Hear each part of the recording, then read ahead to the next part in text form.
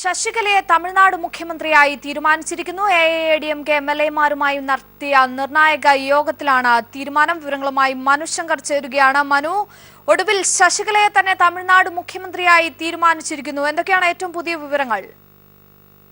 തമിഴ്നാട് മുഖ്യമന്ത്രി സ്ഥാനത്തേക്ക് നിയമസഭാ കക്ഷി നേതാവായി ശശികലയെ ഇപ്പോൾ തീരുമാനിച്ചിരിക്കുന്നു. പാർട്ടി ജനറൽ സെക്രട്ടറി ചുമതല ഏറ്റെടുത്തതിന് പിന്നാലെയാണ് ഇപ്പോൾ മുഖ്യമന്ത്രി സ്ഥാനത്തേക്കും ശശികലയെ ഇപ്പോൾ പാർട്ടി തെരഞ്ഞെടുത്തിരിക്കുന്നത്. ഇന്ന് 1:45 അണ്ണാ DMK ആസ്ഥാനത്ത് MLA-മാരുടെ യോഗം ചേർന്നത്.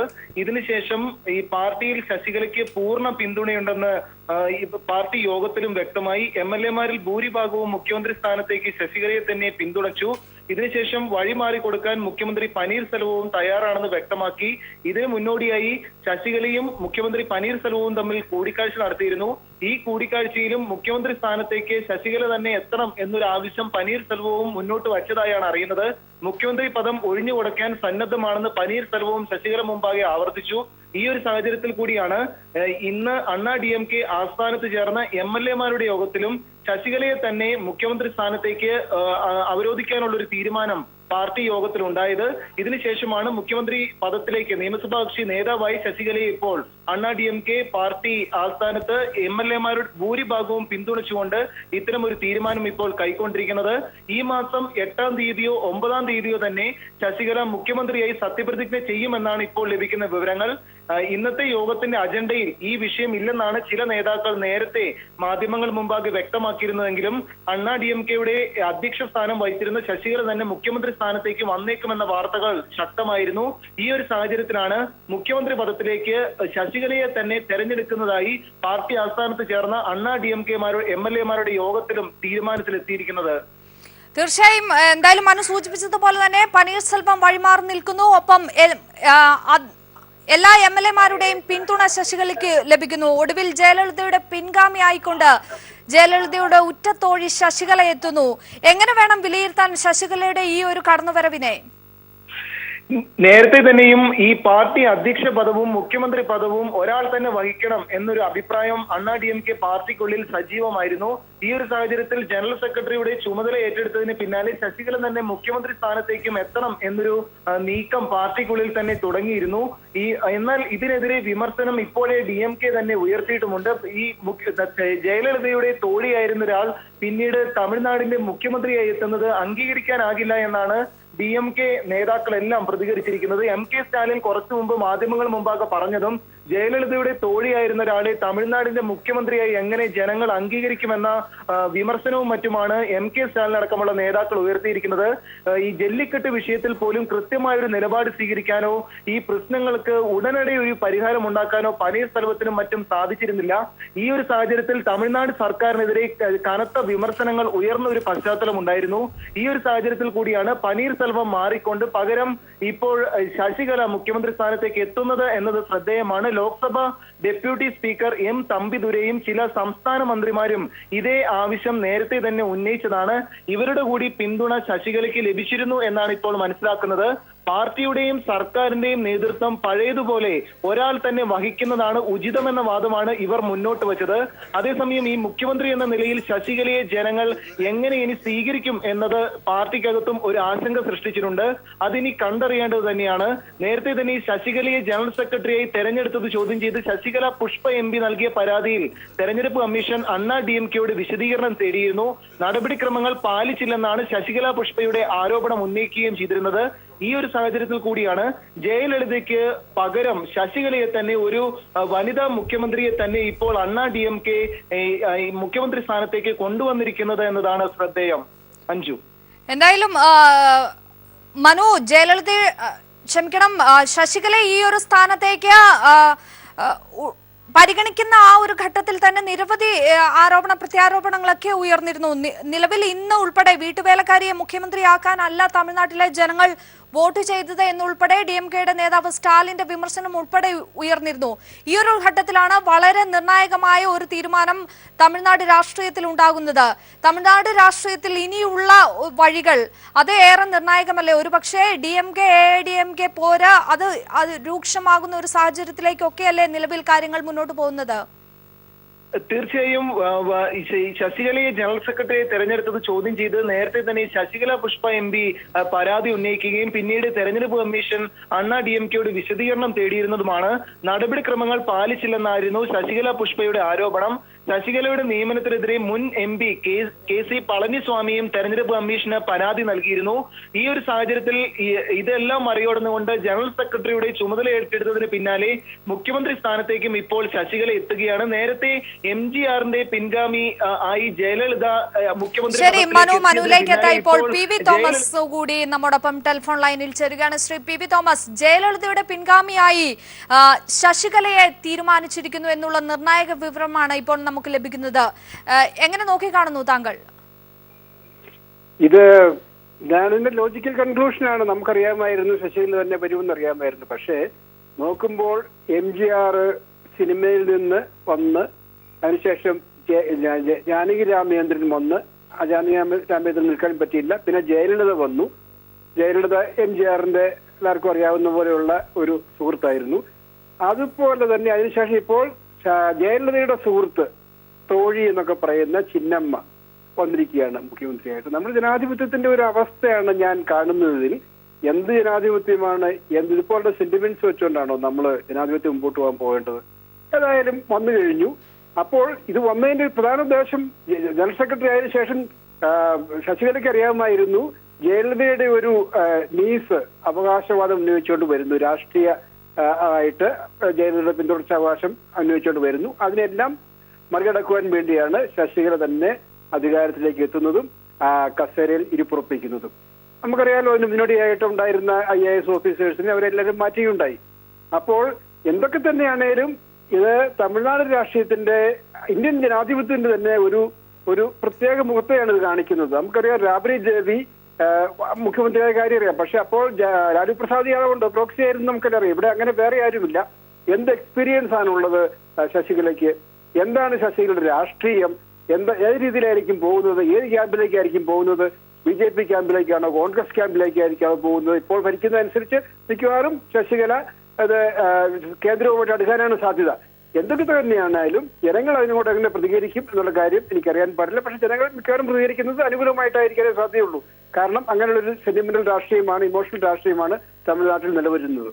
തീർച്ചയായും താങ്കൾ സൂചിപ്പിച്ചതുപോലെ തന്നെ യാതൊരു രാഷ്ട്രീയ പാരമ്പര്യവും ഇല്ലാതെ ജയലളിത എന്ന വ്യക്തിയുടെ തോഴി എന്നതിനപ്പുറത്തേക്ക് യാതൊരു രാഷ്ട്രീയ ബന്ധവും ശശികല എന്ന വ്യക്തിക്കില്ല. എങ്കിൽ കൂടി പനീർശെൽവം മാറി നിൽക്കുന്നു ശശികലയ്ക്ക് വേണ്ടി. എല്ലാ MLA മാരും ശശികലയ്ക്കൊപ്പം നിൽക്കുന്നു. ഇനി ശശികല യുഗം, അതാണ് തമിഴ്നാട് രാഷ്ട്രീയത്തിൽ കാണാൻ പോകുന്നത്. ഒരുപക്ഷെ ഇനി ശശികലയ്ക്കൊപ്പം ആരൊക്കെ ഉണ്ടാവും, പിന്നാമ്പുറത്ത് ആര് എന്നുള്ള ചോദ്യങ്ങളൊക്കെ കൂടി ഉയർന്നില്ലേ ഈ ഒരു അവസരത്തിൽ? തീർച്ചയായിട്ടും പാർട്ടിക്കുള്ളിൽ എങ്ങനെ സംഭവിക്കും എന്നുള്ള കാര്യം അറിയാൻ പാടില്ല. പനീർശെൽവത്തിനൊന്നും ഒരു പ്രൊട്ടസ്റ്റോ അല്ലെങ്കിൽ റിവോൾട്ടോ ഉണ്ടാക്കാനുള്ള യാതൊരു രാഷ്ട്രീയമായിട്ടുള്ള നിലനിൽപ്പുമില്ല. പനീർശെൽവം തന്നെ ജയലളിതയുടെയും ശശികലയുടെയും എല്ലാം സൃഷ്ടിയാണ്. അപ്പൊ അദ്ദേഹത്തിനൊന്നും ചെയ്യാൻ പറ്റില്ല. MLA-മാരെ എവിടെ അധികാരം നിൽക്കുന്നു വളരെ നിൽക്കുകയുള്ളൂ. അപ്പൊ അതുകൊണ്ട് പാർട്ടിക്കുള്ളിൽ നിന്ന് ജയലളിതയ്ക്ക് കാര്യമായിട്ടുള്ള ഒരു എതിർപ്പ് ഉണ്ടാകുമെന്ന് എനിക്ക് തോന്നുന്നില്ല. അതുപോലെ DMK ആണ് പിന്നെയുള്ള പ്രതിയോഗി എന്ന് പറയുന്നത്. DMK എന്ത് ചെയ്യും എന്നുള്ള കാര്യം, ഇത് സ്റ്റാലിന് എന്താണ് അവിടെ ഉള്ള പോപ്പുലാരിറ്റി എന്നുള്ള കാര്യമുണ്ട്. ഏതായാലും തൽക്കാലം കുറെ കാലത്തേക്കെങ്കിലും ശശികലയ്ക്ക് ഭരിക്കാൻ സാധിക്കും. ശശികല ഭരിച്ച് പ്രൂവ് ചെയ്ത് കഴിഞ്ഞാൽ ഒരുപക്ഷെ ശശികല നിലനിൽക്കാൻ സാധ്യതയുണ്ട് രാഷ്ട്രീയത്തിലും അതുപോലെ തന്നെ അധികാരത്തിലും. അല്ലെങ്കിൽ ശശികലയുടെ കാര്യം അത്ര ഗുണകരമായിരിക്കില്ല. തീർച്ചയായും ശ്രീ PV തോമസ്, ഒരു കാര്യം കൂടി, ജയലളിത രോഗശയ്യയിലായ ഒരു കാലഘട്ടം ഉൾപ്പെടെ കേന്ദ്രത്തിന്റെ ഒരു ഇടപെടൽ നമുക്ക് കണ്ടതാണ്. അന്ന് മരണസമയത്ത് സംസ്കാര ചടങ്ങിനിടയിലും മോദി എത്തിയപ്പോൾ ശശികലയെ ആശ്വസിപ്പിക്കുന്ന ആ രംഗങ്ങളൊക്കെ നാം ഓർത്തു വെക്കുന്നുണ്ട് ഇപ്പോഴും. ഒരുപക്ഷെ ഈ ഒരു ശശികലയുടെ ഈ ഒരു വരവിലേക്ക് കേന്ദ്രത്തിന്റെ ഒരു വ്യക്തമായ ഇടപെടൽ ഉണ്ടാകില്ലേ? തീർച്ചയായിട്ടും. കാരണം അധികാര രാഷ്ട്രീയത്തില് അവർക്ക് BJPക്ക് ആവശ്യമുണ്ട്. ശശികലയുടെ AIDMKയുടെ MP-മാരെ ആവശ്യമുണ്ട്, രാജ്യസഭയിൽ പ്രത്യേകിച്ചും.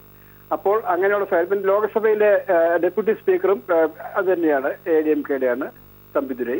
അപ്പോൾ അത് അങ്ങോട്ട് ഉപയോഗിക്കാനായിട്ട്, മാക്സിമം ഉപയോഗിക്കാനായിട്ട് BJP ശ്രമിക്കുമെന്ന കാര്യത്തിൽ നമുക്ക് സംശയമില്ല. അത് രാഷ്ട്രീയമാണ്, രാഷ്ട്രീയത്തിൽ അങ്ങനെയാണ് നടക്കുന്നത്.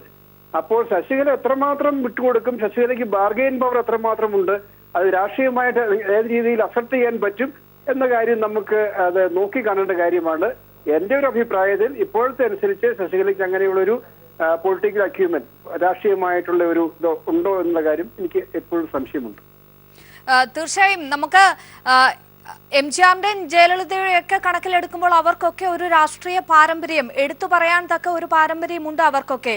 പക്ഷേ സ്റ്റാലിനൊക്കെ സൂചിപ്പിച്ചതുപോലെ തന്നെ വീട്ടുവേലക്കാരി എന്നതിനപ്പുറത്തേക്ക് യാതൊരു പാരമ്പര്യവും ഇല്ലാതെ ഒരാൾ കടന്നു വരുന്നു. അതിനെ എങ്ങനെ അംഗീകരിക്കാനാകും തമിഴ്നാട് ജനതയ്ക്ക്? തമിഴ്നാട് ജനത അതൊക്കെ അംഗീകരിക്കും, അത് യാതൊരു സംശയവുമില്ല എനിക്ക്. കാരണം തമിഴ്നാട് ജനതയുടെ രാഷ്ട്രീയ പാരമ്പര്യത്തിൽ അതൊക്കെ ഉണ്ട്. അവരെ എന്ത് തന്നെയാണെങ്കിലും ശരി, അവർക്ക് ഒരു വൈകാരികമായിട്ടുള്ള ഒരു ബന്ധം ഒരാൾ അംഗീകരിച്ചു കഴിഞ്ഞാൽ ജയലളിതയുടെ തോഴി എന്ന നിലയിലാണ് അംഗീകരിക്കുന്നത്. അത് ശശികല അതിനുശേഷം ശശികല സ്ഥാപിക്കണം, അധികാരത്തിലുള്ള പ്രാവീണ്യവും സ്ഥാപിക്കണം, തെളിയിക്കണം. അത് ചെയ്തു കഴിഞ്ഞാൽ മാത്രമേ ഉള്ളൂ. ഇപ്പോൾ വരുന്നത് ജയലളിതയോടുള്ള വൈകാരികമായിട്ടുള്ള ഒരു ബന്ധം കൊണ്ട് മാത്രമാണ് തമിഴ്നാട് ജനം അംഗീകരിക്കാൻ പോകുന്നത്. അതായത് രാഷ്ട്രീയമായിട്ടൊന്നും തെളിയിച്ചിട്ടില്ല, യാതൊന്നും പരിശോധിക്കപ്പെട്ടിട്ടില്ല. അപ്പോൾ അതുകൊണ്ട് ഇനി വരാൻ പോകുന്ന ദിവസങ്ങളിൽ ശശികലയ്ക്ക് ഏത് രീതിയിൽ ഭരിക്കാൻ സാധിക്കും, ശശികലയുടെ ചായ്വ് എങ്ങോട്ടായിരിക്കും, വലതുപക്ഷ രാഷ്ട്രീയത്തിലേക്കാണോ അതെയോ കോൺഗ്രസ് രാഷ്ട്രീയത്തിലേക്കായിരിക്കുമോ എന്നുള്ള കാര്യമൊക്കെ നമ്മൾ നോക്കും. അപ്പൊ നോക്കിക്കഴിയുമ്പോൾ ശശികലയ്ക്ക് പോക്കെങ്ങോട്ടെന്നുള്ള കാര്യമാണ് ഇനി നമ്മൾ ഏറ്റവും ഉറ്റുനോക്കുന്ന കാര്യം. വന്നു കഴിഞ്ഞിരിക്കുന്നു, അവർ അധികാരം ആരംഭിച്ചിരിക്കുകയാണ്. അപ്പം അത് എന്തെല്ലാം ആയിരിക്കും എന്നുള്ള കാര്യമാണ് നോക്കേണ്ടത്. തീർച്ചയായും വളരെയധികം നന്ദി ശ്രീ പി വി തോമസ് ഈ അവസരത്തിൽ പ്രതികരിച്ചതിന്. എന്തായാലും ഇതിനെയാണ് മനു അപ്രതീക്ഷിതമായ ഒരു തീരുമാനം എന്നൊന്നും പറയാനൊക്കില്ല. ഒരുപക്ഷെ ശശികല ഈ ഒരു പദത്തിലേക്ക് എത്തുമെന്ന് ഏറെക്കുറെ ഏവരും ഉറപ്പിച്ചതാണ്. ഇതിന് വ്യക്തമായ ഒരു കേന്ദ്രത്തിന്റെ ഇടപെടൽ ആദ്യം മുതൽക്കേ തന്നെയുണ്ട്. അതിന് ഇവിടെയും പറയേണ്ടി വരില്ലേ, ശശികലയുടെ ഈ സ്ഥാനാരോഹണത്തിലേക്ക് എത്തുന്നതിൽ കേന്ദ്രത്തിന്റെ വ്യക്തമായ ഒരു ഇടപെടൽ ഉണ്ട് എന്ന് തന്നെ പറയേണ്ടി വരില്ലേ മനു? മരണ വാർത്തകളും മറ്റും പുറത്തു വന്നൊരു സാഹചര്യത്തിലും അടിയന്തരമായ ഒരു ഗവർണർ ഭരണം അന്ന് സംസ്ഥാനത്ത് ഒരു സൃഷ്ടിക്കാൻ കേന്ദ്ര സർക്കാർ ഒരു നീക്കം നടത്തിയിരുന്നില്ല എന്നത് ശ്രദ്ധേയമാണ്. അന്ന് തന്നെ കേന്ദ്ര സർക്കാർ സ്വീകരിച്ചിരുന്ന നിലപാട് എന്ത് തീരുമാനവും അണ്ണാ DMKക്ക് തീരുമാനിക്കാം, അണ്ണാ DMK സർക്കാരിന് ഇത് സംബന്ധിച്ച് അധികാരമെടുക്കാനുള്ള ഒരു പൂർണ്ണ അവകാശമാണ് അന്ന് കേന്ദ്ര സർക്കാർ വിട്ടു നൽകിയിരുന്നത്. അന്ന് മുതലേ ഒരു രാഷ്ട്രീയ ചായ്വിന്റെയും ഇടപെടലുകളും വ്യക്തമായിരുന്നു. ഈ ഒരു സാഹചര്യത്തിൽ കൂടിയാണ് ഇപ്പോൾ ശശികല മുഖ്യമന്ത്രി സ്ഥാനത്തേക്ക് എത്തുന്നത് എന്നത് ശ്രദ്ധേയമാണ്.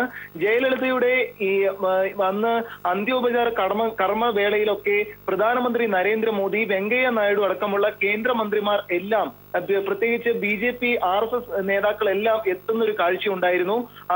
അന്നു മുതലേ തന്നെ ഒരു ദേശീയ രാഷ്ട്രീയത്തിലേക്കുള്ള അണ്ണാ DMKയുടെ ചുവടുവയ്പും ചുവടുമാറ്റവുമെല്ലാം വലിയ രാഷ്ട്രീയ ചർച്ചകൾക്ക് വിധേയമായതാണ്. ഈ ഒരു സാഹചര്യത്തിലാണ് ശശികല ഇപ്പോൾ മുഖ്യമന്ത്രി സ്ഥാനത്തേക്ക് എത്തുന്നത് എന്നതാണ് ശ്രദ്ധേയം. ഇനി ദേശീയ രാഷ്ട്രീയത്തിലേക്കും BJPയിലേക്കും ഇവർ എങ്ങനെ ഒരു ചുവടുമാറ്റത്തിലേക്കോ ഒരു പിന്തുണ നൽകുമോ എന്നത് സംബന്ധിച്ചുള്ള കാര്യങ്ങളിലെല്ലാമാണ് ഇനി ഈ ശ്രദ്ധേയമായ കാര്യങ്ങൾ ഉരുത്തിരിയുക. എന്തായാലും രാഷ്ട്രീയ ചടുല നീക്കങ്ങൾക്കൊടുവിൽ ഇപ്പോൾ ജനറൽ സെക്രട്ടറി സ്ഥാനത്തിന് പുറമെ മുഖ്യമന്ത്രി സ്ഥാനത്തേക്കും ശശികല എത്തിയിരിക്കുന്നു. ഇപ്പോൾ തമിഴ്നാട് മുഖ്യമന്ത്രി സ്ഥാനത്ത് നിന്ന് രാജ്യസന്നദ്ധത പനീർസെൽവം അറിയിച്ചിരിക്കുന്നു. ഈ ഒരു സാഹചര്യത്തിൽ ഇപ്പോൾ ജനറൽ സെക്രട്ടറി സ്ഥാനത്തും മുഖ്യമന്ത്രി സ്ഥാനത്തും ഒരു ജയലളിതയ്ക്ക് പകരം മറ്റൊരു വനിത തന്നെ എന്ന് ആദ്യം മുതലേ ജയലളിതയുടെ ഈ മരണ വാർത്ത സ്ഥിരീകരിച്ചതിന് പിന്നാലെ തന്നെ പാർട്ടി അണികൾക്കിടയിൽ ചർച്ചയായതാണ്.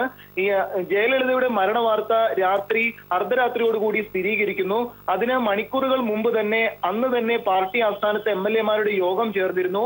അന്നേ ഉയർന്നു വന്നിരുന്ന ഒരു അഭിപ്രായമാണ് പിൻഗാമിയായി മറ്റൊരു സ്ത്രീയെ തന്നെ പരിഗണിക്കണം എന്നത്. അത് ശശികല തന്നെ എന്ന പേരുകളും സജീവമായിരുന്നു. ഈ ഒരു സാഹചര്യത്തിൽ കൂടിയാണ് പിന്നീട് പനീർസെൽവത്തെ ഉടനടി ഒരു സർക്കാർ പ്രതിസന്ധിയിലേക്ക് പോകേണ്ട എന്ന് കണക്കുകൂട്ടിക്കൊണ്ട് പകരം മുൻ നാളുകളിലെല്ലാം മുഖ്യമന്ത്രിയുടെ അതേ പദവികൾ അലങ്കരിച്ചിരുന്ന ഒരു ഡമ്മി മുഖ്യമന്ത്രി സ്ഥാനം അലങ്കരിച്ചിരുന്ന പനീർസെൽവത്തെ തന്നെ പിന്നീട് മുഖ്യമന്ത്രി പദത്തിലേക്ക് അണ്ണാ DMK ശുപാർശ ചെയ്യുന്നത്. ഈ ഒരു സാഹചര്യത്തിൽ കൂടിയാണ് പിന്നീട് ഇപ്പോൾ സാഹചര്യങ്ങൾ ഏകദേശം അനുകൂലമായ ഒരു സാഹചര്യത്തിൽ ഇപ്പോൾ പനീർസെൽവത്തിന് പകരം ശശികല തന്നെ മുഖ്യമന്ത്രി പദം ഏറ്റെടുക്കുന്നത് എന്നത് ശ്രദ്ധേയമാണ്. ഇനി ദേശീയ രാഷ്ട്രീയത്തിലേക്ക് പോലും ഇവരുടെ ചൂടുവയ്പുകളും ചൂടുമാറ്റങ്ങളുമാണ് ഇനി വരുന്ന ആളുകളിൽ കണ്ടറിയേണ്ടത്. അഞ്ജു, തീർച്ചയായും എന്തായാലും ഈ ഒരു അവസരത്തിൽ പനീർസെൽവം രാജിവെച്ചിരിക്കുന്നു എന്നുള്ള നിർണായക വിവരം കൂടിയുണ്ട് മനു. ഒപ്പം സത്യപ്രതിജ്ഞ വ്യാഴാഴ്ച ഫെബ്രുവരി 9 നടക്കുമെന്നുള്ള ഏറ്റവും പുതിയ വിവരം കൂടി.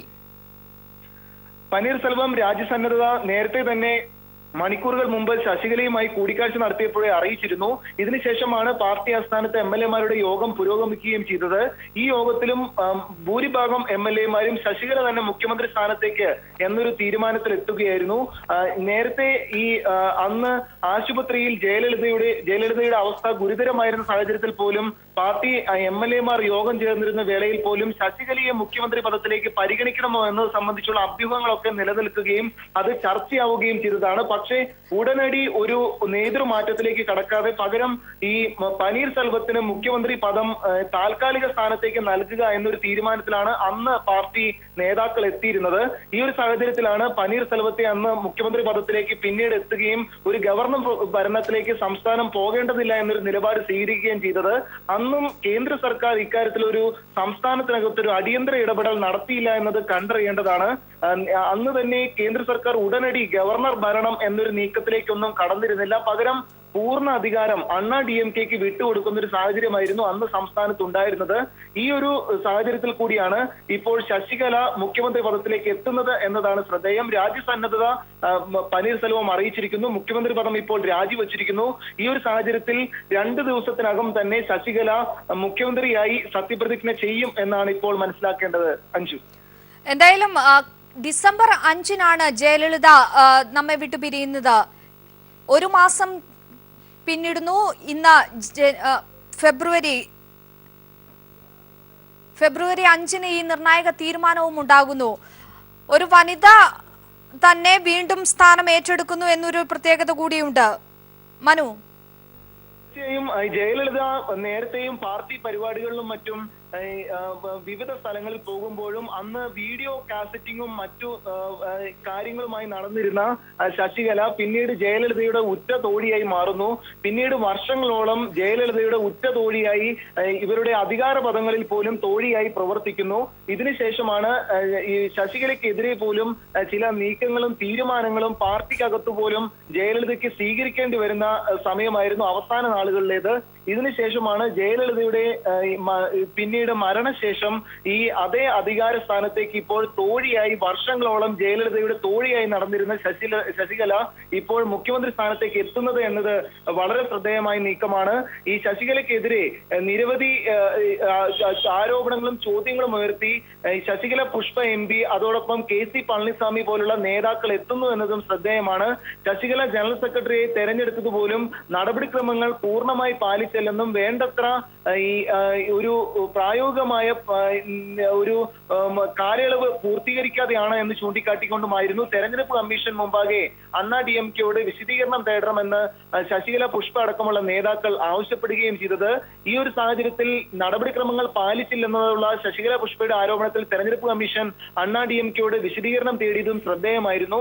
പക്ഷേ ഈ വിശദീകരണങ്ങൾക്കും വിവാദങ്ങൾക്കും DMK നേതാക്കളുടെ വിമർശനങ്ങൾക്കുമിടയിൽ മുഖ്യമന്ത്രി പദത്തിലേക്ക് ശശികല ഇപ്പോൾ എത്തുന്നു എന്നത് തമിഴ്നാട് രാഷ്ട്രീയത്തിന്റെ വളരെ ശ്രദ്ധേയമായ നീക്കത്തിലേക്ക് കടന്നിരിക്കുന്നു. നേരത്തെ MGR-ന് പിൻഗാമിയായി ജയലളിത എത്തുന്നു. അന്ന് MGR-ന്റെ മൃതശരീരവും വഹിച്ചുള്ള വാഹനത്തിൽ നിന്ന് DMK നേതാക്കൾ ചവിട്ടി പുറത്താക്കിയ ജയലളിത പിന്നീട് മുഖ്യമന്ത്രി സ്ഥാനത്തേക്ക് എത്തുന്ന ചരിത്രമുള്ള തമിഴ്നാടിൽ, അതേ തമിഴ്നാടിൽ ജയലളിതയുടെ തോഴിയായി വർഷങ്ങളോളം പ്രവർത്തിച്ച ശശികല ഇപ്പോൾ മുഖ്യമന്ത്രി പദത്തിലേക്കും എത്തുന്നു എന്നതാണ് ശ്രദ്ധേയം. ഒരു കാസറ്റ് കടയിൽ നിന്ന് തുടങ്ങി പിന്നീട് ജയലളിതയുടെ തമിഴ്നാട് മുഖ്യമന്ത്രിയുടെ ഏറ്റവും അടുത്ത തോഴിയായി വളരുന്നു. ഇതിനുശേഷം ജയലളിതയുടെ തന്നെ മരണശേഷം DMK MLA-മാരുടെ പോലും പരിപൂർണ പിന്തുണ നേടിയെടുക്കുന്ന ഒരു നേട്ടമാണ് ശശികലയ്ക്ക് ഉണ്ടായത്. ഇതിനുശേഷമാണ് ഒരു MLA-മാരുടെ പോലും എതിർപ്പില്ലാതെ പൂർണ്ണ പിന്തുണയോടെ ഇപ്പോൾ മുഖ്യമന്ത്രി സ്ഥാനത്തേക്ക് ശശികലയെ പാർട്ടി ആസ്ഥാനത്ത് ചേർന്ന MLA-മാരുടെ യോഗം തെരഞ്ഞെടുത്തിരിക്കുന്നത്. മുഖ്യമന്ത്രി പദം ഇപ്പോൾ അലങ്കരിച്ചിരുന്ന പനീർസെൽവവും രാജ്യസന്നദ്ധത കൂടി അറിയിക്കുകയും രാജിവെക്കുകയും ചെയ്തിരിക്കുന്നു. തമിഴ്നാട് രാഷ്ട്രീയത്തിൽ ജയലളിതയ്ക്ക് പിൻഗാമി മറ്റൊരു സ്ത്രീ എന്ന പേരിൽ ഇപ്പോൾ ശശികലയുടെ പേര് ഉയർന്നു വന്നിരിക്കുകയാണ്. വരും നാളുകളിലും വലിയ രാഷ്ട്രീയ നീക്കങ്ങൾക്ക് തമിഴ്നാടും പിന്നീട് കേന്ദ്ര സർക്കാരിന്റെ ഭാഗത്തേക്ക് സമീപിക്കുമ്പോൾ പോലും ഇനി ശശികലയുടെ സമീപനവും മറ്റും എങ്ങനെയാകുമെന്നതും ഇനി കണ്ടറിയേണ്ടത് തന്നെയാണ്. അഞ്ജു, ശരി, വ്യക്തമാണ്. എന്തായാലും ജയലളിതയുടെ പിൻഗാമിയായി ശശികല മുഖ്യമന്ത്രിയായി തീരുമാനിച്ചിരിക്കുന്നു. ഈ വാർത്തയിലേക്ക് എത്താം ചെറിയൊരു ഇടവേളയ്ക്ക് ശേഷം.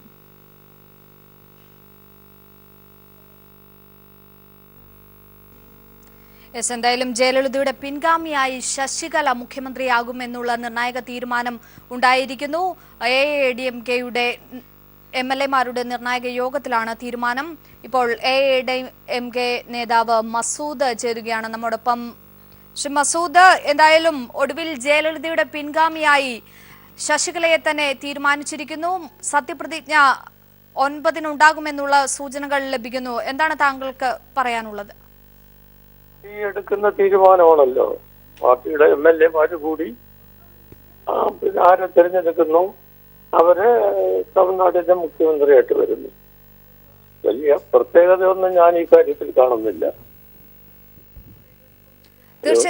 തീർച്ചയായും ഒരുപക്ഷെ ഈ ഒരു നീക്കം കഴിഞ്ഞ ദിവസങ്ങൾക്ക് മുമ്പേ തുടങ്ങിയെന്ന് തോന്നുന്നു. അതുകൊണ്ട് ആവണം പാർട്ടിക്കകത്തും ചില പരിഷ്കാരങ്ങളൊക്കെ ശശികല വരുത്തിയത്. 13 ഓർഗനൈസിംഗ് സെക്രട്ടറിമാരെ ഉൾപ്പെടെ 23 പേരെ ഒട്ടടക്കം മാറ്റി പുതിയ മെമ്പർമാരെ നിയമിച്ചിരുന്നു. ഇതൊക്കെ ഒരു മുന്നൊരുക്കം എന്ന് തന്നെ പറയേണ്ടി വരുമോ? തീർച്ചയായിട്ടും അതായിരിക്കും. കാരണം അവര് പാർട്ടിയുടെ ജനറൽ സെക്രട്ടറി ആയിട്ട് വരുമ്പോ ഇത്തരത്തിലുള്ള കാര്യങ്ങൾ ചെയ്യാനുള്ള അവകാശമുണ്ട്. പിന്നെ പാർട്ടിയെ വളർത്തുകയോ അതിനുവേണ്ടി പ്രവർത്തിക്കുകയോ ചെയ്യുന്നത് പോലെ തന്നെ മുഖ്യമന്ത്രിയാകാനുള്ള ആഗ്രഹം അവർക്കുണ്ടാവും. അത് MLA-മാരിൽ ഭൂരിപക്ഷം തെളിയിച്ചിരിക്കുന്നു. ശ്രീ മസൂദ്, സ്റ്റാലിൻ ഉൾപ്പെടെയുള്ളവർ ഉന്നയിച്ച ആക്ഷേപം പോലെ ഒരുപക്ഷെ വീട്ടുവേലക്കാരിയായിരുന്ന ഒരാൾ പെട്ടെന്ന് മുഖ്യമന്ത്രിയാവുക അതൊരു പക്ഷേ തമിഴ്നാട്ടിലെ ജനങ്ങൾക്ക് അത്ര കണ്ടങ്ങ് അംഗീകരിക്കാനാകുമോ? അത്തരത്തിൽ ഒട്ടേറെ ആക്ഷേപങ്ങൾ കൂടി ഉയരുന്നുണ്ട്. അതുണ്ടാവാം, അത് സ്വാഭാവികമാണ്. പാർട്ടി അണികളിൽ അഭിപ്രായ വ്യത്യാസം ഉണ്ടാവാം, താഴേക്കിടയിൽ ജനങ്ങളുടെ ഇടയിൽ അഭിപ്രായ വ്യത്യാസം ഉണ്ടാകാം.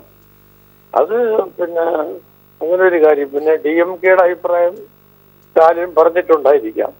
അത് പിന്നെ ജനങ്ങളുടെ ചേരിയിൽ നിന്നുള്ള സംസാരം മാത്രം നമ്മൾ കണക്കാക്കുക. ഇത് സ്വാഭാവികമായിട്ട് പാർട്ടിക്ക് ഭൂരിപക്ഷം ഉള്ളപ്പോൾ പാർട്ടി എടുക്കുന്ന തീരുമാനമാണല്ലോ നടപ്പിലാക്കേണ്ടത്. അത് വീട്ടുവേലക്കാരിയാണോ ജോലിക്കാരിയാണോ എന്നുള്ളതല്ല പ്രശ്നം. താഴേക്കടയിൽ നിന്ന് വളർന്നു വരുന്നവരുണ്ടാവാം, മുകൾ നിലവാരത്തിലുള്ള ആളുകളുണ്ടാവാം, അങ്ങനെ പലരും ഉണ്ടാവും. എന്തായാലും 3 പതിറ്റാണ്ട് ജയലളിതയ്ക്കൊപ്പം നിന്ന് ഉറ്റ തോഴിയായി നിന്ന് ജയലളിതയുടെ ഓരോ നീക്കങ്ങളും ഒരുപക്ഷെ ശശികലയ്ക്ക് നന്നായി തന്നെ അറിയാം. തീർച്ചയായും അമ്മയുടെ ആ ഒരു വിടവ് നികത്താൻ ശശികലയ്ക്കാകുമോ എന്നുള്ളതല്ലേ ഒരു തമിഴ്നാട് ജനത ഉറ്റുനോക്കുന്നത്. അതെ, അപ്പോ ജോലിക്കാരി എന്ന് പറയുന്നത് മാറ്റി ഇപ്പൊ തോഴിയാക്കിയത് കൊണ്ട് അതുകൊണ്ട് കാര്യങ്ങള് അറിയാവുന്നത് കൊണ്ട് അറിയാവുന്ന കാര്യങ്ങൾ അവർ ചെയ്യും എന്ന് വിശ്വസിക്കുന്നു. തീർച്ചയായും വളരെയധികം നന്ദി ശ്രീ മസൂദ് ഈ അവസരത്തിൽ പ്രതികരിച്ചതിന്. മനുവിലേക്ക് തന്നെ പോവുകയായിരുന്നു. മനു, എന്തായാലും കഴിഞ്ഞ ദിവസങ്ങൾക്ക് മുമ്പേ ഒരുപക്ഷെ ഇത്തരത്തിൽ തീരുമാനങ്ങളൊക്കെ എടുക്കുന്ന ചില നിർണായക യോഗങ്ങളൊക്കെ കഴിഞ്ഞ ദിവസങ്ങളിൽ തന്നെ ഉണ്ടായിരുന്നു. അതിന്റെയൊക്കെ ഒരു മുന്നൊരുക്കം എന്നോണം ചില പരിഷ്കാരങ്ങളൊക്കെ പാർട്ടിക്കുള്ളിൽ തന്നെ ശശികല വരുത്തിയിരുന്നു. പാർട്ടിക്കുള്ളിൽ സെക്രട്ടറിമാരെ 13 ഓർഗനൈസിംഗ് സെക്രട്ടറിമാരെ മാറ്റി 23 സീനിയർ അംഗങ്ങളെ ശശികല പാർട്ടിയുടെ തലപ്പത്തേക്കൊക്കെ എത്തിച്ചിരുന്നു. ഇതൊക്കെ ഒരു മുന്നൊരുക്കമായിട്ട് വേണ്ടേ കണക്കുകൂട്ടാൻ? ഈ തമിഴ്നാട് ബ്യൂറോക്രസിയിലെ പ്രമുഖരും അന്തരിച്ച ജയലളിതയുടെ വിശ്വസ്തരുമായ പലവർക്കും സ്ഥാനം നഷ്ടപ്പെടുന്നു എന്നാണ് അറിയുന്നത്. ജയലളിതയുടെ ഉപദേശിക്കുകയും മലയാളിയുമായ ഷീല ബാലകൃഷ്ണൻ IAS-നോട് വെള്ളിയാഴ്ച രാത്രി തന്നെ രാജിവെക്കാൻ ആവശ്യപ്പെട്ടതും ശശികലയായിരുന്നു എന്നും ചില സൂചനകൾ ഇപ്പോൾ ലഭിക്കുന്നുണ്ട്. ജയലളിതയുടെ മരണത്തിന് പിന്നാലെ സംസ്ഥാനത്തുണ്ടായ ഭരണമാറ്റങ്ങൾക്ക് വലിയ ഒരു നിർണായക പങ്ക് വഹിച്ചതും ശശികലയായിരുന്നു. മുഖ്യമന്ത്രി സ്ഥാനത്ത് പനീർസെൽവം ഇരിക്കുമ്പോഴും ഭരണതന്ത്രങ്ങളിലും ഭരണമാറ്റങ്ങളിലും ഒരു കൃത്യമായ നിർദ്ദേശങ്ങൾ ശശികല നൽകിയിരുന്നു എന്ന് തന്നെയാണ് മനസ്സിലാക്കേണ്ടത്. ജയലളിതയ്ക്ക് ശേഷം പകരം ശശികല തന്നെ എന്നൊരു തീരുമാനം അന്നേ പാർട്ടി അണികൾക്കിടയിലും ഈ MLA-മാർക്കിടയിലും ഏകദേശ ധാരണയിൽ എത്തിയിരുന്നു. ഇതിനുശേഷമാണ് സ്വാഭാവികമായും ഇപ്പോൾ ഈ മുഖ്യമന്ത്രി സ്ഥാനത്തേക്ക് കൂടി പാർട്ടി MLA-മാർ പാർട്ടി ആസ്ഥാനത്ത് വെച്ച് യോഗം ചേർന്ന് ഇത്തരമൊരു നിർദ്ദേശം മുന്നോട്ട് വെക്കുകയും ചെയ്യുന്നത്. ഈ മാർച്ച് 31 വരെ കാലാവധി അവശേഷിക്കുകയായിരുന്നു. ഷീല ബാലകൃഷ്ണൻ രാജിവെച്ചത് എന്നത് ശ്രദ്ധേയമാണ്. ഇത് ജയലളിതയുടെ ഏറ്റവും അടുപ്പക്കാരിയായ സിവിൽ സർവീസ് ഉദ്യോഗസ്ഥരിൽ ഒരാളായിരുന്നു ഷീല ബാലകൃഷ്ണൻ എന്നതും ശ്രദ്ധേയമാണ്. ഭരണത്തിൽ നിന്നും ജയലളിതയുടെ അടുപ്പക്കാരെ പുറത്താക്കുന്നതായി നേരത്തെയുള്ള ആശങ്കകളെ ബലപ്പെടുത്തുന്നതായിരുന്നു ഷീല ബാലകൃഷ്ണൻ ബാലകൃഷ്ണന്റെ രാജി, ഇതിന് പിന്നാലെ മുതിർന്ന ഉദ്യോഗസ്ഥരും ജയലളിതയുടെ വിശ്വസ്തരുമായ രാമലിംഗം, വെങ്കട്ടരമണ എന്നിവരും നേരത്തെ പുറത്താക്കപ്പെട്ടിരുന്നു എന്നതും ഈ ശശികലയുടെ ഇപ്പോഴത്തെ സ്ഥാനാരോഹണവുമായി കൂട്ടി വായിക്കപ്പെടേണ്ടതാണ്. ഈ ഒരു സാഹചര്യത്തിൽ ഈ ഇപ്പോഴത്തെ തമിഴ്നാട് ബ്യൂറോക്രസിയിൽ വലിയ രീതിയിലൊരു മാറ്റങ്ങൾ ശശികല ഇനിയും വരുത്തിയേക്കുമെന്ന സൂചനകൾ തന്നെയാണ് ഇതിന് നൽകുന്നത്. ഈ ജയലളിത മരിച്ചതിന് പിന്നാലെ അണ്ണാ DMKയുടെ ജനറൽ സെക്രട്ടറി പദം ശശികല നേരത്തെ തന്നെ സ്വന്തമാക്കിയതിന് പിന്നാലെയായിരുന്നു ഇത്തരം ചില നീക്കങ്ങൾ. പാർട്ടി നേതൃത്വത്തിന് ഇത്തരം ഒരു നിർദ്ദേശങ്ങൾ ശശികല നൽകിയിരുന്നത് എന്നാണ് അറിയുന്നത്. പാർട്ടി നേതാവായതിന് പിന്നാലെ തന്നെ ശശികല മുഖ്യമന്ത്രി സ്ഥാനവും ഏറ്റെടുക്കണമെന്ന ശക്തമായ നിർദ്ദേശം ഈ ചില നേതാക്കൾക്കിടയിൽ തന്നെ ഉണ്ടായിരുന്നു. ഈ ജയലളിതയുടെ മണ്ഡലമായ RK നഗറിൽ നിന്ന് തന്നെയാണ് ശശികല മത്സരിക്കുക എന്നതും ഏറ്റവും ശ്രദ്ധേയമാണ്. അണ്ണാ DMKയിലെ MLA തന്നെ നേരത്തെ ആവശ്യപ്പെട്ടതും ഈ RK നഗറിൽ നിന്ന് തന്നെ ശശികല മത്സരിക്കണമെന്നതാണ്. മുഖ്യമന്ത്രി സ്ഥാനം ഏറ്റെടുക്കണമെന്നും ശശികലയുടെ അടുപ്പക്കാർ തന്നെ ആവശ്യപ്പെടുന്നുവെന്നും ജയലളിതയുടെ തന്നെ അടുത്ത അനുയായികളും ഈ ഒരു നിർദ്ദേശം മുന്നോട്ട് വച്ചെന്നും നേരത്തെ തന്നെയുള്ള അഭ്യൂഹങ്ങളാണ്. ഇതെല്ലാം ശരിവെച്ചുകൊണ്ടാണ് ഇപ്പോൾ മുഖ്യമന്ത്രി സ്ഥാനത്തേക്ക് ജയലളിതയുടെ പകരക്കാരിയായി ചിന്നമ്മ ശശികല എത്തുന്നു എന്നതാണ് ഇപ്പോൾ തമിഴ്നാട് രാഷ്ട്രീയത്തിലെ ഏറ്റവും ശ്രദ്ധേയമായ നീക്കം. അഞ്ജു, തീർച്ചയായും കഴിഞ്ഞ ദിവസങ്ങളിലൊക്കെ തമിഴ്നാടിനെ സംബന്ധിച്ച് ഏറെ ചർച്ച ചെയ്യപ്പെട്ടത് തമിഴ്നാട് സർക്കാർ ഉപദേഷ്ടാകയായിരുന്ന ഷീല രാജിവെച്ചത് സംബന്ധിച്ചാണ്. ഒരുപക്ഷെ അതിനുശേഷം മറ്റു 3 IAS ഉദ്യോഗസ്ഥരുടെ കൂടി രാജിയൊക്കെ വന്നതും ഏറെ ചർച്ച ചെയ്യപ്പെട്ടിരുന്നു. അവർക്ക് ശേഷം വന്നത് 3 IASകാരെ നിയമിച്ചത് അത് ശശികലയുടെ ഭർത്താവ് നടരാജന്റെ പിൻഗാമികൾ അല്ലെങ്കിൽ നടരാജനുമായി അടുത്ത ബന്ധമുള്ളവർ എന്നുള്ള തരത്തിലൊക്കെ വാർത്തകൾ വന്നിരുന്നു. ശശികലയുടെ വ്യക്തമായ നീക്കങ്ങൾ ഇതിനു പിന്നിൽ ഉണ്ടാവില്ലേ? തീർച്ചയായും അങ്ങനെ ഉണ്ട് എന്ന് തന്നെയാണ് ഇപ്പോൾ ഈ തമിഴ്നാട്ടിലെ മാധ്യമങ്ങളുടെ അടക്കമുള്ള വിശകലനങ്ങളിൽ നിന്നും മനസ്സിലാക്കേണ്ടത്. ഈ ഇത്തരമൊരു നിർദ്ദേശങ്ങൾ ശശികല കൃത്യമായി പാർട്ടിക്ക് നേതൃത്വത്തിനും നൽകിയിരുന്നു എന്ന് മനസ്സിലാക്കേണ്ടിയിരിക്കുന്നു. ഇന്ന് അണ്ണാ DMK MLAമാരുടെ യോഗം ഉച്ചയ്ക്ക് 1:45 ചേരുന്നതിന് മുൻപേ തന്നെ മുഖ്യമന്ത്രി പനീർസെൽവം ഈ ശശികലയുമായി കൂടിക്കാഴ്ച നടത്തുകയും മുഖ്യമന്ത്രി പദം ഒഴിയാനുള്ള സന്നദ്ധത അറിയിക്കുകയും ചെയ്തത് ഇത്തരം ചില നീക്കങ്ങളുടെ തുടർ ചലനങ്ങൾ എന്ന് തന്നെ വിശേഷിപ്പിക്കേണ്ടിയിരിക്കുന്നു. ഈ ജയലളിതയുമായി ഏറ്റവും അടുത്ത ബന്ധം പുലർത്തിയിരുന്ന IAS ഉദ്യോഗസ്ഥ ഷീന ബാലകൃഷ്ണനെ തന്നെ മാറ്റുന്നു.